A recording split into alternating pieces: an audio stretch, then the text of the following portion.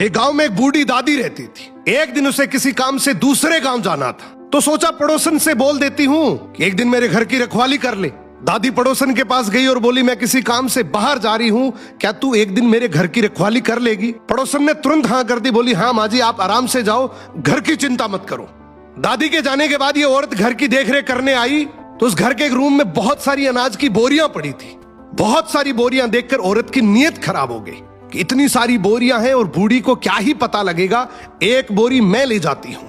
अब ये अनाज की बोरी उठाकर जैसे ही वहां से जाने लगी, उसे भरम हुआ कि उस घर के पीछे बंधा हुआ एक बछड़ा जोर जोर से हंस रहा है। इसने ज्यादा ध्यान नहीं दिया और बोरी लेकर चली गई।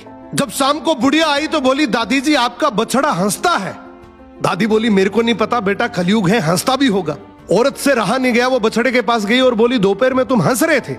बछड़ा फिर हंसा और बोला, हाँ हंस रहा था। उसने पूछा क्यों? बछड़ा बोला, पिछले जन्म में मैंने इसी बूढ़ी दादी से 200 रुपए उधार लिए थे, मैं वापस भी दे सकता था, पर मेरी तेरे नीयत खराब हो गई थी। मैंने भी सोचा बुढ़िया है, मेरा क्या ही उखाड़ लेगी। एक दिन अचानक से मेरा समय पूरा हो गया, मेरी मृत्यु हो गई। जब भगवान के घर गया तो भगवान ने कहा कि तुम्हारा 200 रुपए का कर्जा बाकी है, तुम दे भी सकते थे फिर भी नहीं दिए, तुम्हारा मोक्ष नहीं होगा। और भगवान ने मुझे गाय का बछड़ा बनाकर इसके घर में पैदा किया। अब सोचो मैं कब बड़ा होऊंगा, कब इसके काम आऊंगा, कब इसके 200 रुपए चुकेंगे और मुझे मोक्ष मिलेगी। तूने तो पगली इसको कमजोर समझ के इसकी पीठ पीछे से विश्वासघात किया है। अब तू खुद ही सोच ले तुझे क्या बन के पैसे चुकाने पड़ेंगे।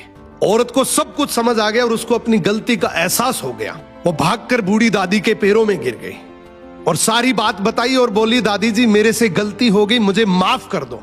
दादी ने भी बड़ा दिल करके बोला, बेटा सुबह का भूला शाम को घर आ जाए तो वो भूला हुआ नहीं है, कोई बात नहीं, तेरे से ये गलती हो गई। सबसे अच्छी बात है कि तूने अपनी गलती को खुद ही मान लिया। तेरे से जैसे धीरे धीरे बने तो इस अनाज की बोरी के पैसे दे देना। दोस्तों ये कहानी भले ही काल्पनिक हो, लेकिन एक बात बिल्कुल सच है, अगर तुमने किसी का हक खाया है तो इस जन्म में नहीं तो अगले जन्म में भी चुकाना पड़ेगा।